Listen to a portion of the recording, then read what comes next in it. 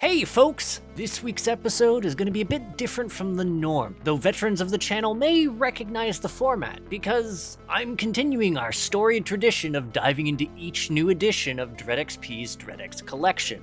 Essentially, these serve as indie gaming horror anthologies, showcasing the talents of a number of indie devs. And today, we're tackling the 5th of these titles, as I do my best to cover all 13 entries in a timely fashion. So, join me as I see if this 5th entry gave me fits or if it was a fair bit of fun. I'm your host Arlyeon, let's find out together. Now, to set the stage for all of this, a little bit of history might be needed for new viewers, given that the DreadX collection isn't just an assortment of games periodically released. There's an overarching narrative to the entirety of the series. To wit, a disastrous event has occurred, the spreading of something known as the cognitovirus, a mysterious phenomenon which is tied to madness, mutations, and curious anomalies cropping up across the globe, with such persistence and severity that they become accepted by the surviving populace. With each of the game's titles showcasing a bit more of the changed world, which brings us to DreadX 5. See, while you can choose the option to do free play and dive into whatever title catches your eye, the game's launcher is, in itself, an interactive adventure game that puts you in the shoes of a party-goer doing their best to enjoy their birthday, in the midst of all this weirdness. Specifically, while they mill about in a space-themed pizza parlor and gaming center, which might not be quite as empty as it initially appeared. And I do have to say, it was genuinely neat. On a narrative level, the story slowly unfolds as you explore through the game, both through the odd incidents which occur at the parlor, but also through the comic book pages you gradually collect. These latter elements essentially serve to provide context to your journey and a neat little carrot to incentivize your explorations, as you find more of them as you progress through the game. That said, I didn't actually need that much convincing, since the launcher in itself is a pretty neat game. Genre-wise, it's essentially an exploration-focused puzzler which tasks players with searching for birthday gifts hidden about the area so that you can unlock the other titles. While some of the puzzles are a fair bit rudimentary, a few of them left me feeling rather clever by the time I solved them. There are also a few novel gameplay segments that I overall found charming, especially with how they played out. Factor in some decent ambience and fun graphics, and I honestly would say I recommend eschewing free play and diving into this. Whilst it might not necessarily be challenging beyond a few specific points, it is a hit. That said, this does bring us to the first of the titles contained within DreadX 5. Specifically, Rupe Taminan's Hanzvati, and I have very likely slaughtered this title like no one's business, and I actually apologize. Though, now that I've checked its definition, that might be for the best. Anyways, this one places you in the shoes of a young Finnish child who is tasked with doing her part in the local Johannes celebration, or at least staying out of her father's hair. Unfortunately, even the act of picking flowers and dropping them in a well is harder than it might seem, given that the girl is a pariah. What ensues is a very uncanny walking simulator which asks you to do your best at exploring a village that is maliciously indifferent to your presence at the best of times, and which gradually grows more sinister with the passage of time. And I think it does a decent job at this, as not only do slight complications emerge as you progress and explore, providing some mechanical nuances to overcome, there's aesthetic elements which contribute to the sense of unease, as the visuals and music gradually distort every time you're bumped, jostled, and harassed by villagers. Frankly, I'd even go so far as to say it's worthwhile to go out of your way and lose at least once if your initial venture is successful, since holy crap is the bad ending segment unpleasant, and it provides a very stark contrast to the morbidly satisfying climax. So, while Hanzvati may be a short experience, it's certainly a satisfying one, and one which warrants being called a hit. From there, I dove into developer Shackles' Galerie, which places you in the shoes of a morbidly inquisitive individual. I say this because, after noticing that there's been disappearances centered around the local art gallery, they decide it's time to add some culture to their life. Despite the blackouts, moving statues, ominous notes, disappearances, really, they just seem the type of person who would see a white van marked free candy inside and decide to enthusiastically barrel in. Still, despite the protagonist's death wish, the actual story itself had me engrossed, whether it was the curator's whispers as you take your semi-guided tour, the museum worker's notes, or the environmental storytelling or events. It's a legitimately spooky journey. There's also a bit more context provided for the game in the form of a text dump up front, but honestly, the highlight for me was the journey itself. That said, it wasn't just the story that was a treat. Mechanically speaking, it's different. There are times when your journey is relaxed, where you drift through the gallery and it may as well be a walking simulator, or a puzzle game where you're tasked with deciphering a weird language within a certain span of time. But it's far from safe. You are being hunted. Some of these segments devolve into frantic chases, but not all of them. The most harrowing moments for me were the ones where I was plagued by creatures who only dared to advance when you couldn't see them, because you certainly hear them as you fiddle with puzzles which prevent you from looking at them. And that's the thing. It's not just the mechanics that are interesting or the story. The sound design in this game is stellar.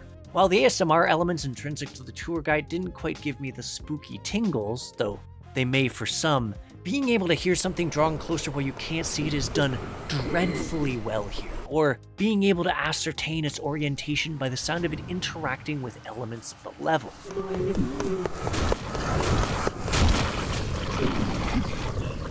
The visual side of things is pretty great too, with the gallery certainly looking out of this world. This title had me thinking about it well after I put down the game, so I can safely say that it's a hit. Still, that was far from everything I did in the game, so I soon found myself diving into Darkstone Digital's The Book of Blood. In it, you play a carnival worker who finds himself stumbling upon a mysterious book. A book which happens to be extremely cursed, given you find yourself soon haunted by a murderous, knife-wielding maniac. Narratively speaking, this one is fairly front-loaded, with most of its story happening in its intro, and then playing out during its end. And to its credit, these segments are fairly interesting. That said, what I actually found myself struggling with for a bit was the gameplay itself. See, you're essentially tasked with gradually deciphering a ritual contained within the namesake book, which wouldn't be too difficult were it not for the simple fact that you're being harassed by said aforementioned homicidal madman. So what ensues is a somewhat tense experience where you find yourself fussing over the locks of your trailer so you can study in peace, while occasionally sneaking out into the night to restore power, all while trying not to die. Only, well, I definitely hit a point where it began to feel a bit iterative. While I didn't actively dislike the experience, it definitely wore thin by the tail end. Probably somewhere along the lines I'd grown inured to any semblance of fear and found myself casually strolling outside and navigating multiple murder attempts. And the process of deciphering the book was decent, but the fact that every time I solved a page cued a blackout and I found myself solving pages back to back left me... Really, the only highlight there for me was a certain page because it actually had a puzzle unique to it. Otherwise, the only things I really have to say is it's a decent looking experience, but one more carried by my curiosity for where I was going narratively than the mechanical experience as a whole. Which is why I felt it was a fumble by the end, because that mechanical element of it lasted for a while. Still, one of the highlights of the DirectX collection is just how varied each title is from each other. And it was about this point I found myself nosing into Stroboscope's Cario. An odd title, to be sure. It starts off with you lounging in a dimly lit bar, but after you venture into the building's bathroom, you find yourself somewhere else. A set of abandoned rail tracks inhabited by murderous strangers and curious machines which sing serenades even as they force you to witness acts of violence. Suffice to say, it is narratively a fever dream. It also did a great job of keeping me invested. I found myself mystified by the nightmarish spectacle I was wading through and really wanted to see the journey through to try and make sense of everything. And of what I was being told by the few NPCs I encountered. To be fair, I came out of the other side of the game with a lot of questions unanswered all the same, but it was still a very neat experience, and one that I still actually felt satisfied by when I did reach the ending. It did provide some answers, even if I wound up feeling like this was a bit, well, some of the story progression would have felt right at home in a Silent Hill game. Mechanically, it's a fair bit more straightforward, starting as a slow burn walking simulator with a focus on creepy atmosphere. That said, partway through it shifts gears to be closer to a slower paced FPS, and one that's fairly difficult to boot, mostly because while all your enemies die in a single hit, you're not much more durable than them, which rapidly becomes problematic when you're introduced to group fights and realize your gun reloads after every shot, and then further compounded by the fact that your opposition is extremely accurate if you're not behind cover, and the game's fondness for darkness means it can sometimes be difficult to gauge if you're actually properly hidden from every enemy in the area, or even where one of them is before they put a bullet in your face. And that latter element isn't even an exaggeration either. Cario is pretty dark, and whilst it certainly helps to set the ambience, especially given the dingy tunnels you're traveling through, it makes it a pain to notice enemies until you are on top of them at times, unless you have a spotlight helpfully lighting them up. That said, I do have to give the audio credit. That weird theme song that accompanies so many of the game's spooky moments is weirdly a treat. I just wish I knew what all those rail signs I found were for. I got all of them, alas. Anyways, the TLDR here is, I actually really enjoyed the otherworldly weirdness of this title, and while I got hung up a few times with some particularly tricky shooting segments, I still thoroughly recommend giving this one a try, so I ultimately rate it as a hit.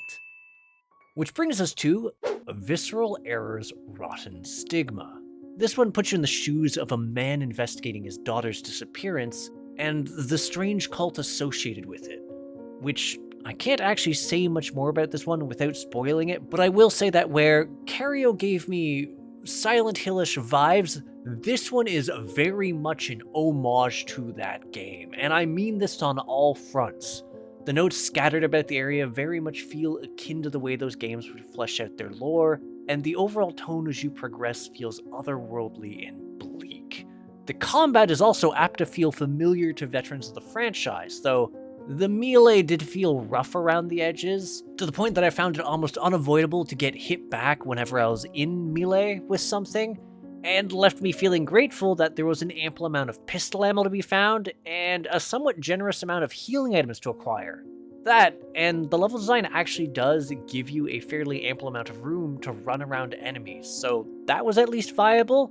That said, perhaps the most striking element of this similarity is its aesthetics. Certainly the visuals helped to do the job, since they had me thinking about the times I spent wandering through a messed up and dimly lit school on PS1. That said, the element that clinched it most of all was the simple hiss of static as I came closer to monsters. All in all, it's a neat entry, and its relatively short length means it never overstays its welcome. If anything, the largest weak point that it had was that I simply wanted to know more about its story and see it further fleshed out. Well, that and its melee combat, but the roughness of that just meant I had to treat it more like a survival horror than a technical hack and slash, and thus I felt obliged to actually start skirting around its encounters. All in all, I'd place this one as a hit, but I'll wholly acknowledge that part of that is because it managed to capture a certain nostalgic feeling rather adeptly for me. Still, if you're looking for something a bit less gloomy, you can always check out Nick F's Spirit Guardian. In this one, you take the role of a medium who decides to stop by and say hello to a set of ghostly children. What could go wrong? A lot, incidentally, such as the fact that there's a ghostly nanny floating around who does not like you, and thus begins a spectral game of hide and seek. Though, if you're expecting any sort of nuance here for the story, well, a lot of it feels like busy work. See, the mechanics of this game essentially have you rifling through the premise for items to solve various tasks the ghostly children set out for you. They're relatively cute encounters, but some of them wind up feeling a bit like filler. That's not to say I don't like the puzzles, I actually was rather fond of a few of them. What I am saying is, fuck egg balancing. Especially when trying to hide from a phantasmal nanny who steals your inventory and stuffs it in a locker when she finds you. Which was already a slight pain given that my inventory space is a bit tiny and had begun to train me into terrible habits like using certain segments of the floor like extra inventory space. And I say this is a terrible habit because it really sucks having to search a dark hallway for a key with no flashlight, mostly because, unlike a normal person who would store batteries in their pockets, your protagonist immediately uses them and throws out the old batteries, for some reason. Like, yes, the visuals to this are fairly nice, even if I thought the nanny looked a little bit goofy, but it's very dark. I have to say the audio is better though, given that the voice work for the ghost is fairly decent. It wasn't enough to make me overly fond of this experience though, and so I'd ultimately rate this one as a weaker fumble. It just sort of dragged on for me, which is a shame given that some of the puzzles are actually decent. That said, it is far from the only puzzle game in the bunch. There's also Fire Game's walking simulator / text adventure, We Never Left. In this one, you take the role of a man searching through his missing cousin's abandoned home, hoping for some clue as to why he vanished and what had led up to it, and hoping that perhaps some sense might be made from the mysterious instructions that had been left for you to finish the game. Overall, We Never Left is an extremely story-focused title, which sees you scouring the inside of the home and piecing together the narrative from its dismal state, the notes he left behind, and the scattered recordings of his sessions with his therapist, all of which conspire to provide you an uncomfortable snapshot, one which combines neatly with the other element of the game. See, while the mechanics are by and large a simple process of milling about and clicking around on things, along with some light puzzle solving, there is a second element at play. Specifically, you'll find yourself engaging with a text-based adventure game in the game. It's pretty darn charming in and of itself, but the way that We Never Left utilizes this feature is definitely interesting and made progressing further through the story a treat. I was also thoroughly in love with the game's sound design, whether it's the voice acting for the interviews, the sounds which accompany your adventure, or even subtleties like the hum of your PC. It's all great. Honestly, it's such a well-done experience on the whole that I can call it a crit hit. It's just so good at what it does, and it actually managed to startle me a few times even after everything clicked for me. Which meant by the time I picked up Philip Hasselback's Vestige, it had some heavy lifting to do. This one is also another game inside a game as well, as you take the role of a youth trying to enjoy a relaxing game. Mostly relaxing. Look, it's deconstruction Tony Hawk that might be slightly haunted. Still, as goofy as that may sound, there actually is something a bit eerie going on, as not only are there things occurring within the game, there's definitely signs of something unnatural going on within your apartment. And execution-wise, it's neat, with the mundane elements of the empty home helping to make the weirder elements of the game stand out. Especially as you progress through the skateboarding sim and find yourself gradually learning the context for all the strangeness. In fact, I was rather fond of the foreshadowing for the ending, which, when you know, you know. Mechanically, well, Vestige essentially plays like a point-and-click adventure while you're roaming about the house, tasking with a few mundane objectives before you can get to the meat of the game, which is sick tricks and parcel delivery as a bag of bones. While there is some degree of skill involved in the minigame within the game, given you do have a time limit to achieve the various goals in a given stage, it's a fairly forgiving experience, especially since you have time extensions you can find. And heck, the one time I did fail, I got to retry the stage with less stringent requirements, which helped given that at that point I was navigating a certain complication. Graphically, I did like the differences between the real world in the game and the very cute skateboarding segments. But the part that actually stuck out for me the most on an aesthetic level was the fact that the music that plays during the skateboarding stages grows increasingly eerie as time winds down. but is also influenced by the timer pickups, which is a neat detail. All in all, I'd have to say Vestige is actually a decent little jaunt. Not necessarily something I'd dive back into, but fun for that initial playthrough, enough so that I would call it a hit. And thus, we arrive at Resfer. This curious little title by developer Color Fiction is... the best way I can describe it is a sojourn into a speakeasy rave party that goes horribly wrong. Admittedly, figuring out the finer details of the story can be a bit tricky, given that it's more concerned with showing you a disconcerting series of events than explaining these things, and given that it's a walking sim, you will have plenty of time to soak in these awful sights. Or casually jog around, whichever. Aesthetically speaking, it does have a fairly striking visual style and some solidly cinematic moments, as well as some decent bits of music and overall sound design.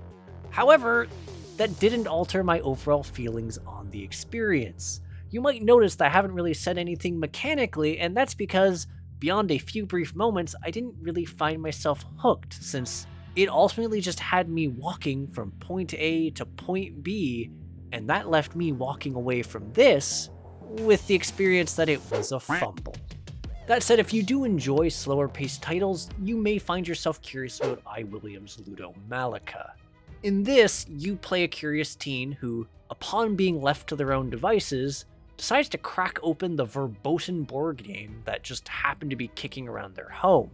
The same game that also was rumored to have played a part in the disappearance of your uncle. Normal rebellious teen stuff. In a similar vein to Resfer, a lot of the storytelling elements unfurl by virtue of simply experiencing what the game has to show you, though you do get the initial blurb that helps to introduce everything. That said, I wouldn't call this one a walking simulator, and the reason for that is you are not alone.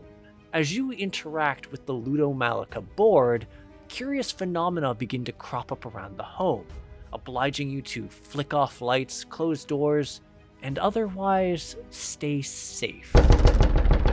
And whilst this starts out simple enough, it's not long before once familiar tasks begin to gain some curious twists.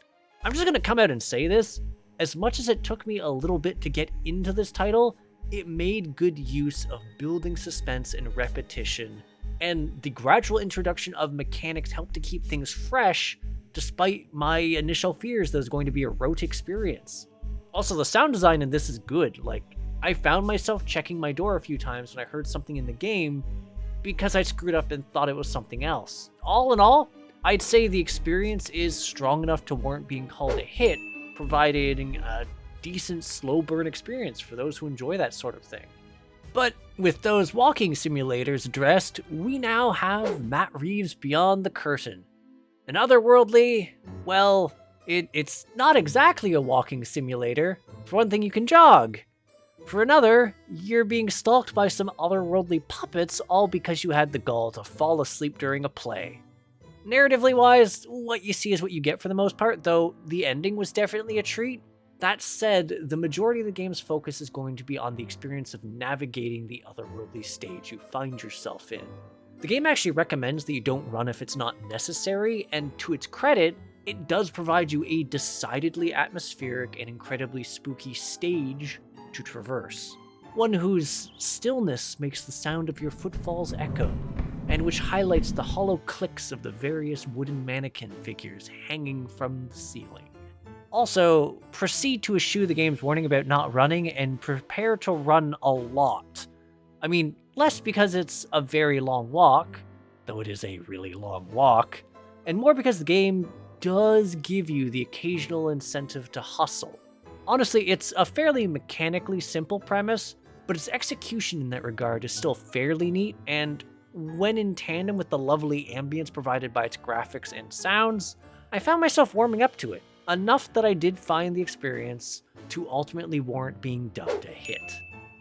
And thus, we arrive at our final title, Phantom Sloths Interim, which has you playing as a janitorial schlub working on a TV set and wishing for a shot at the big time. And lucky for him, tonight is the night he gets his chance. Only, he might not be too keen on what the starring role for this particular episode entails. especially given the hostile measures being taken to ensure he keeps on script. Narratively speaking, this one's a bit of an odd one, since it can best be described as a show within the game. And yet I think the weirdness of it all is one of its charm points. The simple act of exploring its story is a lot of fun, and I was never quite sure what to expect as I went forward. And that extended to its gameplay as well. What started out as a quirky little janitorial sim/adventure soon transitions to a walking sim, and then a puzzle platformer, which is to say, the experience as a whole kept me on my toes. Not just because I had to be concerned about nightmarish eyeball things, though I did have to be concerned about nightmarish eyeball things. And all in all, everything in this looks great. Also, there's a lot of love put into the actual sound and the voice work. Just seriously, this title's pretty great, and I very much enjoyed the manner in which it endeavored to create a similar vibe to things like The Twilight Zone, The Outer Limits, or Night Springs, albeit in a game format. I had a lot of fun with it, which is why I ultimately came away feeling that this one was a hit. And if you've been keeping track, that is by and large my thoughts on this particular entry in the DreadX series. It's a genuinely solid array of games to go through. While some of these titles may be a bit brisk, they do a good job of finishing what they set out without overstaying their welcome, and there's some legitimately wild experiences to be found within the whole. Cario, for instance, had me humming its weird little song well after I cleared it, and like I said, Galerie and We Never Left represented particular high points within the whole. So ultimately, if you're on the fence but like horror games, I'd say it's well worth it to pick up and check out DreadX 5. It is overall a hit. Anywho, thanks for tuning in. If you agree, disagree, or just have something to say to me, feel free to comment. And if you enjoy my efforts to create new indie reviews, interviews, and gaming content, hit the subscribe button and the bell so you know when there's a new release. For the Discord savvy folks, click the video description to find a link to my community, the Crit Hit Cauldron, and to my Patreon so you can support me and the other member of Crit Hit, Hop instead of Jump. Lastly, if you'd like to see me get dunked on Indie Games Live, check out my Twitch at twitch.tv/Arlyeon. I swear I'm going to start picking up streaming again. That said, your journey for the search of fame has led you this far, but will it assist you, or will it betray you? If the choice ahead were to branch between two paths, one leading to a good ending and another leading to a bad ending, what would your audience choose?